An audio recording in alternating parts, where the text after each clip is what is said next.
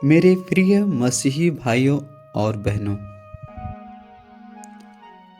अगर आज आपका मन भारी है, अगर दुख लंबे समय से चला आ रहा है और आप परमेश्वर से यह पूछ रहे हैं, प्रभु कब तक, तो भजन संहिता 6 अध्याय को ध्यान से सुनिए, क्योंकि यह भजन दुख में पड़े हुए व्यक्ति की आवाज है। पद 1 कहता है, हे यहोवा, तू मुझे अपने क्रोध में ना डांट और न झुंझलाहट में मुझे ताड़ना दे।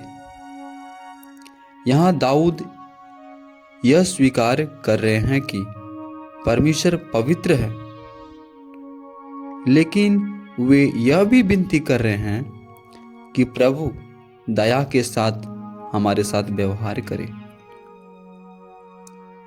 यह पद हमें सिखाता है कि जब हम दुख में हो तो परमेश्वर से भागे नहीं, बल्कि उसके पास जाएं। पद 2 कहता है, हे यहोवा, मुझ पर अनुग्रह कर, क्योंकि मैं कुम्हला गया हूं। हे यहोवा, मुझे चंगा कर, क्योंकि मेरी हड्डियों में बेचैनी है। यह पद हमें यह सिखाता है कि परमेश्वर के सामने अपनी कमजोरी छुपाने की जरूरत नहीं। पद 3 कहता है, मेरा प्राण भी बहुत खेदित है, पर तू हे यहोवा कब तक।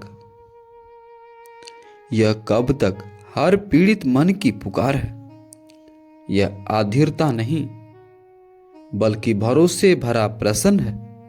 यह पद हमें बताता है कि परमेश्वर हमारे सवालों से नाराज नहीं होता। पद 4 कहता है, लौट आ हे यहोवा और मेरी प्राण बचा, अपनी करुणा के निमित्त मेरा उद्धार कर। यह पद हमें सिखाता है कि सबसे पहले हमारे अंदर का मन संभलना जरूरी है। पद 5 कहता है, क्योंकि मनुष्य के मृत्यु के बाद कौन तेरा स्मरण करेगा, अधोलोक में कौन तेरा धन्यवाद करेगा। दाऊद चाहते हैं कि वे जीवित रहे ताकि परमेश्वर की स्तुति कर सके। यह पद हमें सिखाता है कि जीवन परमेश्वर की महिमा के लिए है।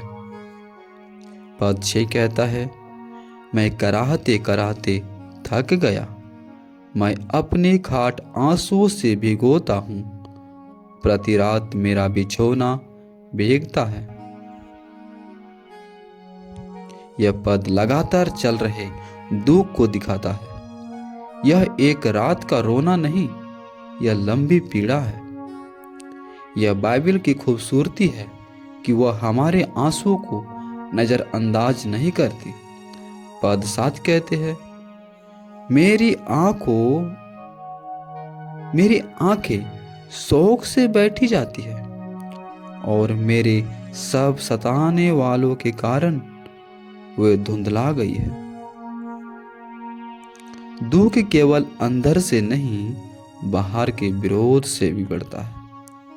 यह पद हमें बताता है कि परमेश्वर हमारी परिस्थिति पूरी तरह जानता है।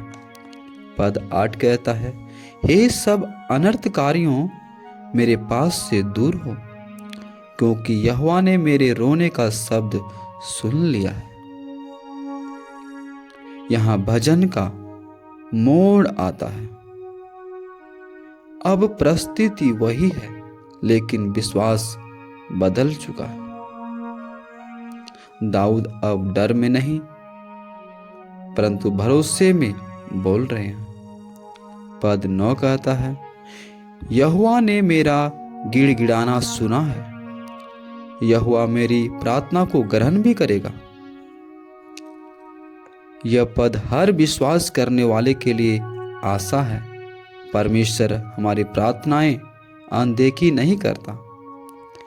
पद 10 कहता है, मेरे सब शत्रु लज्जित होंगे और बहुत ही घबराएंगे। वे लौट जाएंगे और एकाएक लज्जित होंगे।